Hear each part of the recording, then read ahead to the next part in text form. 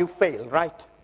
But because they felt this issue about recognizing leases on balance sheet for lessees was so important, they went ahead with the standard anyway.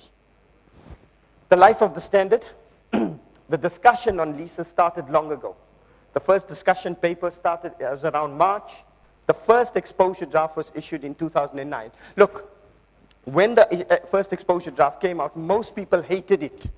Usually when people comment on exposure drafts, you get about 300 comment letters. For this one, we had over 780 people comment. In fact, some people just said, we don't like it. So then they tried again.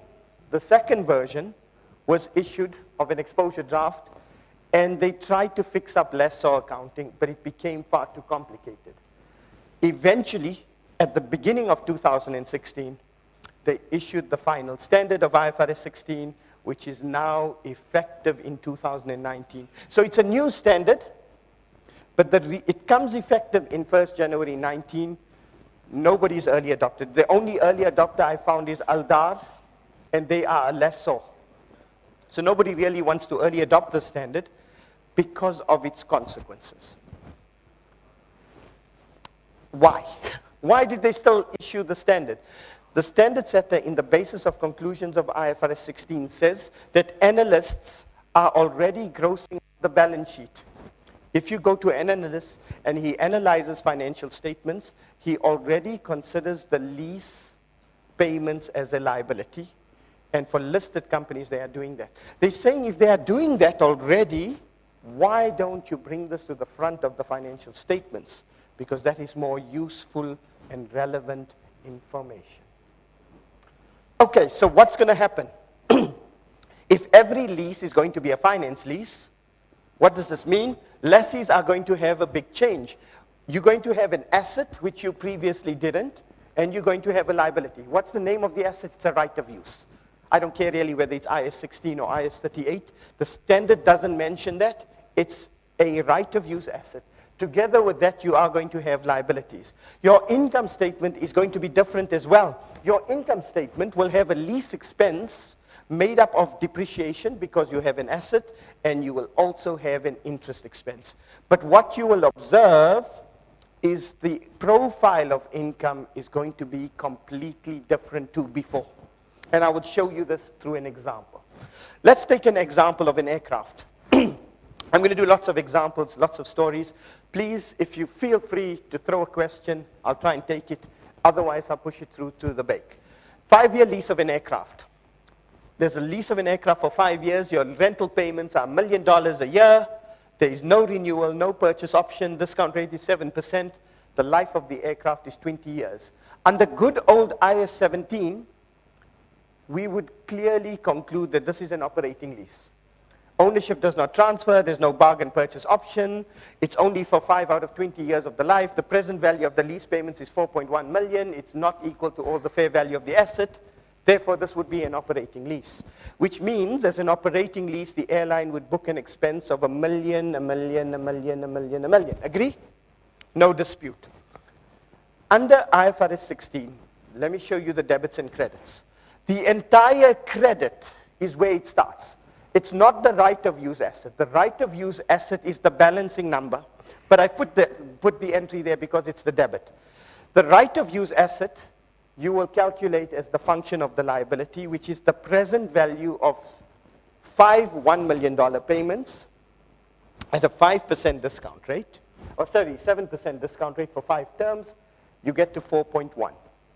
And therefore, you recognize a debit to a right of use asset and a liability. Like finance lease accounting for an operating lease.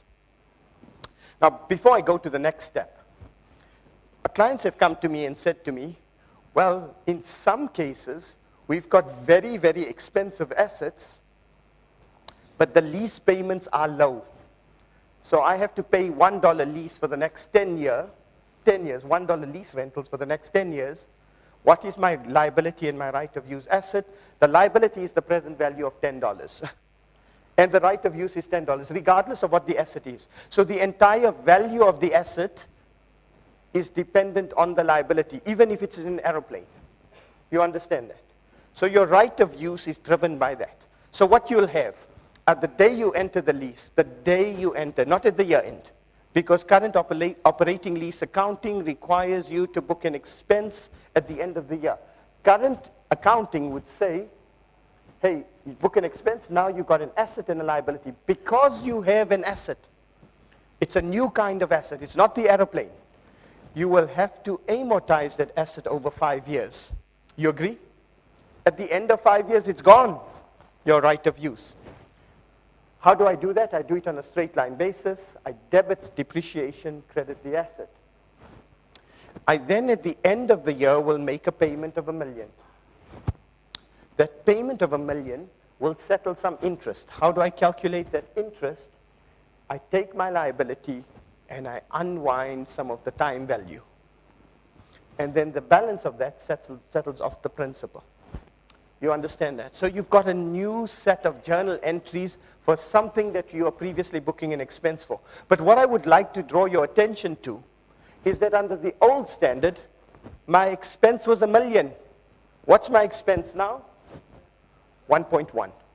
When I say there's going to be a front loading of an expense, I mean that there's going to be higher expense in the initial years and lower expense in later years.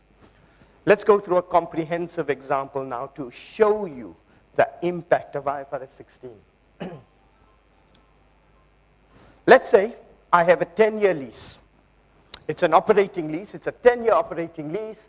My rental is $100,000 per year. Discount rate is 7%, and it's an operating lease. How would I account for it under current accounting standards? Hey, book an expense, 100, 100, 100, 100 for 10 years. You agree? Under IFRS 16, it's completely different. I have to calculate a liability. I got to calculate an asset. That asset has to be depreciated. Let me just show you a graphic. Under the current IFRS, on the current IFRS, you'd be just booking an expense of 100, 100, 100, 100 every year. Under IFRS 16, have a look at the expense profile. I'll be booking depreciation on that right of use. I will have interest expense, and that interest expense initially will be higher, and then it will go down. So in the first half of the lease, my expense would be more than 100, and in the second part of the lease, I could have less than 100 of expense. You understand this? So there's a total different income statement profile as well. Your financial statements, not just your balance sheet, will change in future. Let's look at how you do the calculation. What you need to do is do a calculation on Excel for that lease, and I'll tell you how it's done. It's done quickly. It takes 3 minutes to do the calculation. You calculate the net present value, 100,000, 7% discount rate. You get to an NPV of 702 at inception. You then accrue some interest at the 7% minus the payment, you get to a principal. Sounds familiar? Simple. At the end of 10 years, the liability is zero. You agree? It has to be zero. You've paid all your dues.